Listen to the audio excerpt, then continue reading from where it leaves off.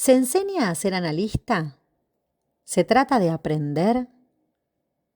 Me gustaría comenzar diferenciando, por supuesto, enseñar de transmitir, lo cual nos lleva directo a la diferenciación entre formación, divulgación y formalización, ¿no? Son cuestiones diferentes. Pero hay algo que nos da una pista y es que en cualquiera de estos casos es indudable que se pone en juego la transferencia. Transmitir supone un acto, ¿no? Como tal, el acto de hacer llegar algo a algún lugar o a alguien. Y puntualmente, en el diccionario de la RAE, se establece una relación entre transmitir y transferir, justamente. La cuestión es pensar de qué se trata eso que se transmite. ¿Se transmite la posibilidad de que alguien se convierta en psicoanalista? Me parece importante este planteo porque seguramente todos contamos con la influencia de quienes han acompañado nuestra experiencia, nuestra formación, nuestros desaciertos incluso. En mayor o menor medida, todos podemos reconocer ciertos maestros. El tema es qué hacemos con ellos. El saber de los maestros se cuestiona, se replica, se reproduce, se copia. Es importante que aclaremos que de lo que se trata no es de la transmisión de un saber en términos de conocimiento. Porque en todo caso, eso que se enseña, entre comillas, no se trata de algo que se posee y se conserva para ser entregado a otros de manera intacta. En este punto me parece crucial que podamos decir que de lo que se trata es de la transmisión de un deseo. Y ese deseo es preciso que funcione como causa.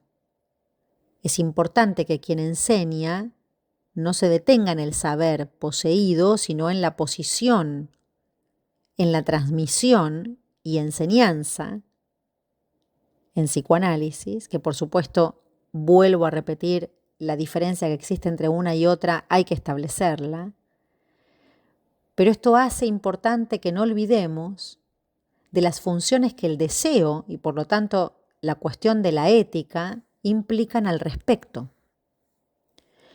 La pregunta que podemos hacernos respecto del lugar que ocupa un analista no escapa a cuáles son las condiciones para que se pueda ocupar ese lugar, ¿no?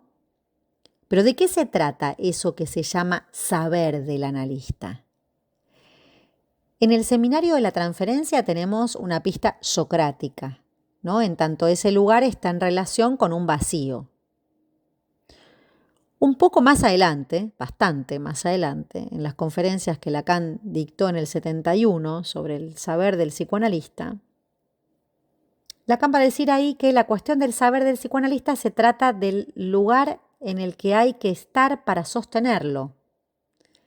Dicho de otro modo, ¿no? Me parece que lo que tenemos que tener en cuenta es qué hace que podamos estar o no en ese lugar para que cierta relación a eso que se llama saber pueda sostenerse. La cuestión entonces parte de diferenciar al analista de la posición del saber del psicoanalista. ¿Y cuál es ese lugar? Para abrir esta pregunta, empecemos por decir que el saber está agujereado, ¿no? Es decir, en la medida en que lo real es lo que agujerea, ¿no? Se trata de un agujero en el saber.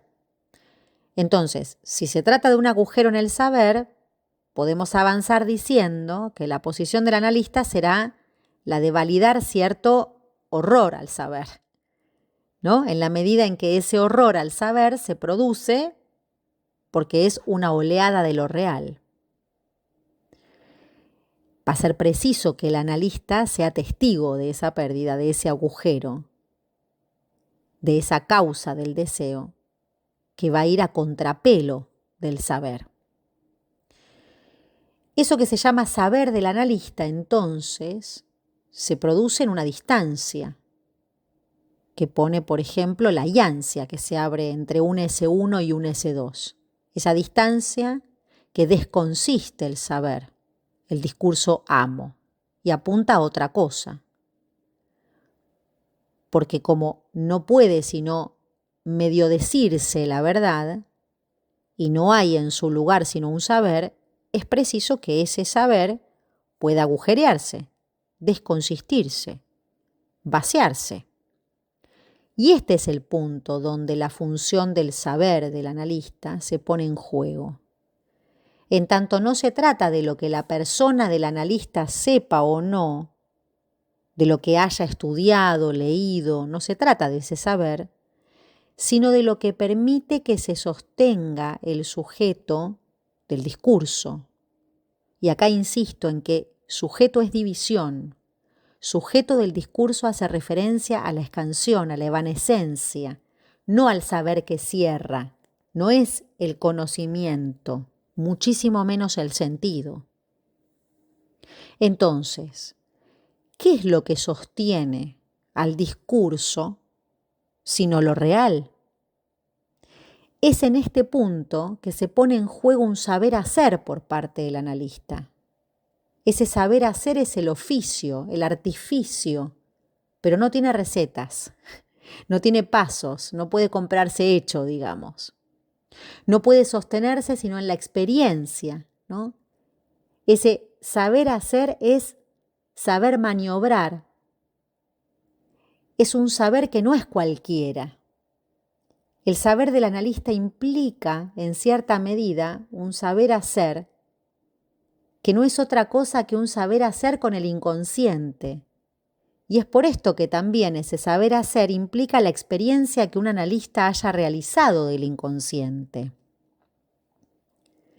Y este es el punto al que quería llegar, porque esa experiencia del inconsciente no es respecto del sentido, sino respecto del límite al sentido. Es decir, respecto de lo que implica la experiencia del inconsciente en el límite del sentido y el saber. Me refiero a la experiencia en torno al goce. Entonces, no se trata de un conocimiento, sino de un acto. No es del orden de ideales, de lecturas, de teorías. De lo que se trata entonces es del analista como analizante. Eso es lo que permitirá que dé en la tecla. El saber hacer del analista atañe a un saber hacer de la experiencia de su inconsciente o con su inconsciente, si se me permite el su, ¿no? En tanto sabemos que no es una cuestión de propiedad ni de personas.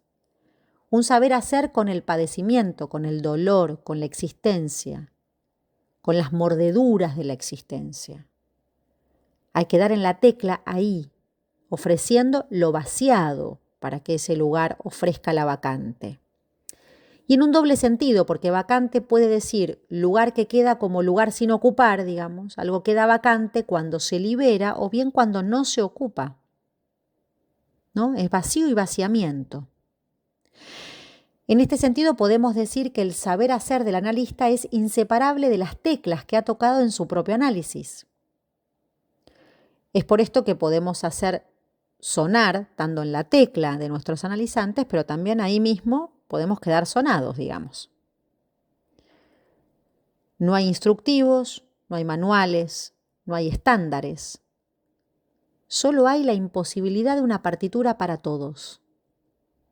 La diferencia es que un analista debe estar advertido de esa imposibilidad en tanto haya experimentado, ¿no? Tuvo que haber tocado esas teclas del horror, podríamos decir, y que la experiencia de un análisis implica toparse con el orden de la imposibilidad, de que no hay saber sobre lo real y producir un cambio en la posición frente a dicho real.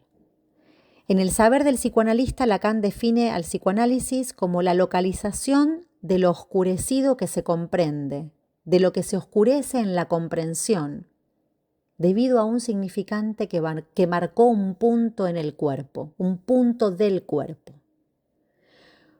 Un análisis entonces recorre un camino hecho de soles y penumbras, luces y sombras, y nos permite algunas veces quedarnos despiertos para ver el amanecer, no sin haber tenido que soportar los momentos más oscuros de la noche.